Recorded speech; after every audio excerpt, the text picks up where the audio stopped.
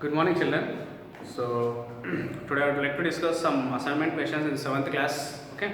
So, first question for the session, children. Define proper and improper fractions with example. We will segregate into formats, children. Proper fraction, improper fraction.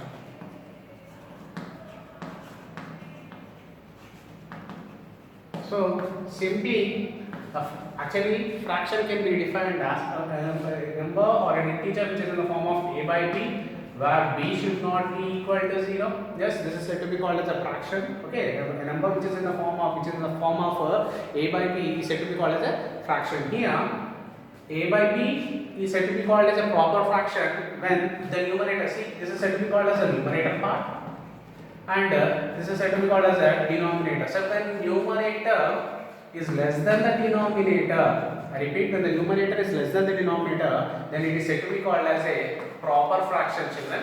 And in improper fraction also, if a by b is a fraction where b should not be equal to 0, where a should be greater than b. That means greater than or equal to, children. Numerator should be either greater or equal to denominator. We can say that this is said to be called as an improper fraction. So examples of proper fractions, children: numerator should be less than denominator, that is 1 by 2, 2 by 3, 3 by 4, yes, and so on. All these are said to be called as proper fraction under addition.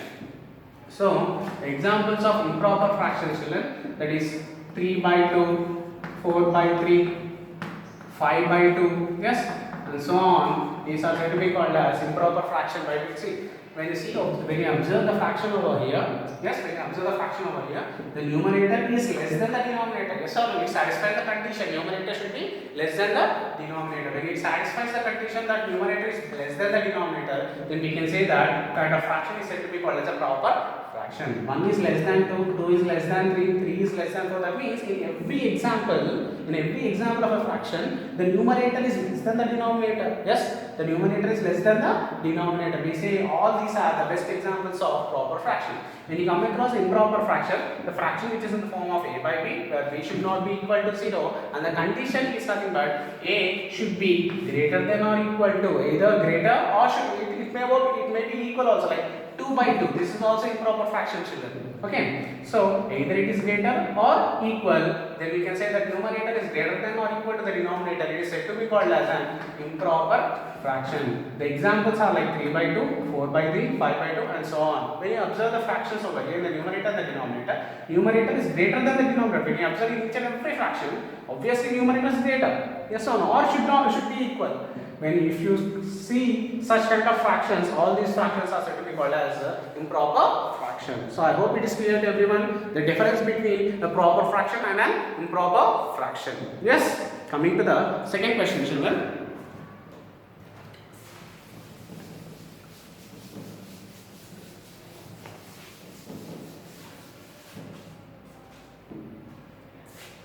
Second one, write 5 equivalent fractions for the first one, 3 by 5.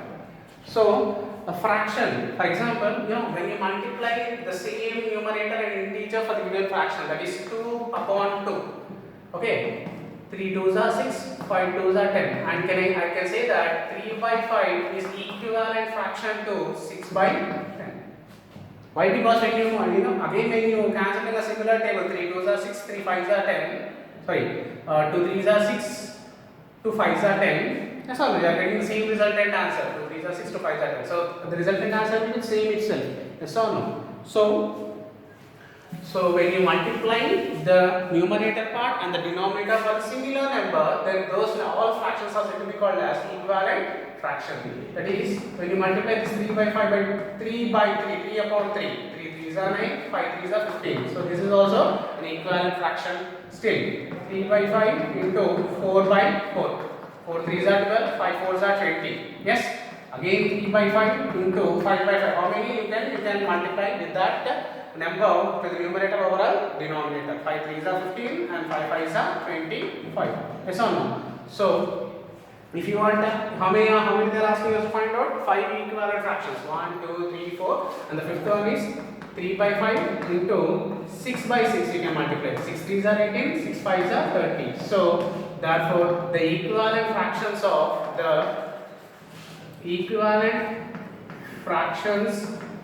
of 3 by 5 are 6 by 10, 9 by 15, 12 by 20, yes, 15 by 25, and 18 by 20. These are all the equivalent fractions of the numbers so called 3 by 5. I hope it is clear, children. Now the second question, they are asking the equivalent fraction of 4 by 7. Under the second question, second one, 4 by 7 children. Similarly, in the previous question, how we have done the same thing, we need to repeat over here. We need to multiply the same number to the numerator and as well as the denominator of a given fraction. That is 4 2s are 8 and 7 2s are 14. Now the same unit of fraction, that is 4 by 7, should be multiplied with 3 and 3 upon 3. 4 3s are 12 and 7 3s are 21. Again 4 by 7 into 4 upon 4. 4 4s are 16, 7 4s are 28. Yes, and 4 upon 7 into 5 upon 5. 5 4s are 20 and 7 5s are 35. And the last 1, 2, 3, 4, we got 4 equivalent fractions, right? And the last equivalent fraction, that is 4 by 7 into 6 by 6. Yes or no? Instead of taking 2, 3, 4, it is simply for me to take all these numbers. If you want, you can take any integer which must be multiplied with the same numerator as well as the denominator. I repeat. The numerator and the denominator number must be same. That number, whatever the number you want, you can take it over there. 6 4s are 24, 7 42. So therefore, the equivalent fractions of 4 by 7 are 8 by 14, yes, 12 by 21, 12 by 21, 16 by 28, 16 by 28, 20 by 35, and 24 by 42 respectively.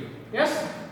So all these are said to be called as equivalent factors of a given fraction, that is 4 by 7.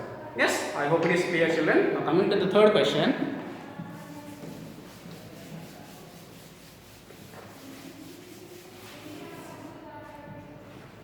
The third question for the session.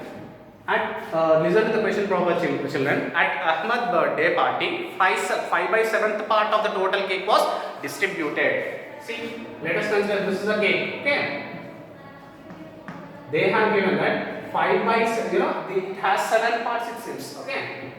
1, 2, 3, 4, 5, 6, 7. Okay, 7 parts. So 5 by 7th part of the total cake was distributed. That means 5 fractions in this one. 1, 2, 3, 4, 5.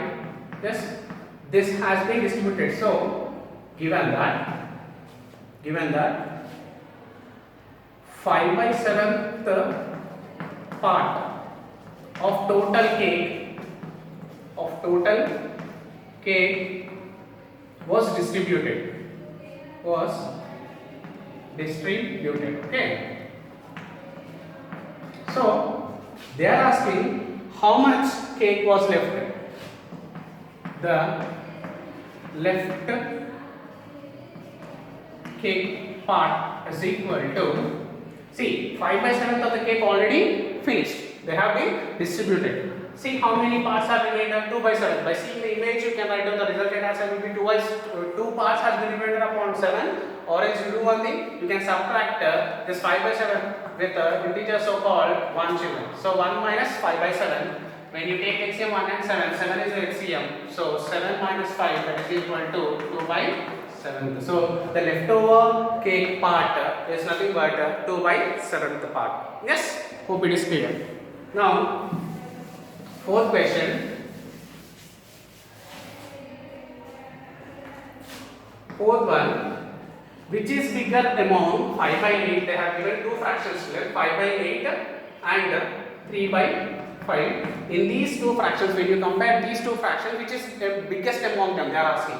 So we do have one small technique, children. We need to write down the fractions as it is, that is 5 by 8 and 3 by 5, and simply need to cross multiply, children. That is 5 into 5, 25, 8 is 24. Now when you compare these 25 and 24, obviously 25 is greater than 24. Yes or no? 25 is greater than 24. That means the fraction 5 by 8 is greater than 3 by 5. 5 by 8 is greater than 3 by 5. Now, similarly, the fifth question, children.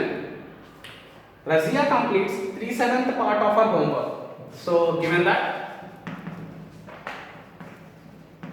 Razia completes how much part, children? 3 by 7th part of her homework, while Rekha completed 4 by 9th of it. 4 by 9th of it.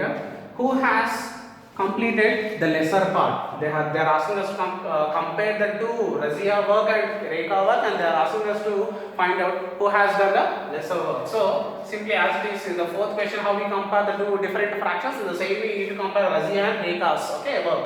That is 3 by 7 and 4 by 9. When you cross multiply, children, 3 9s are 9 3s are 27 and 7 4s are 28. Obviously 27 is an integer which is less than 28. That means 3 by 7 the part is less than 4 by 9.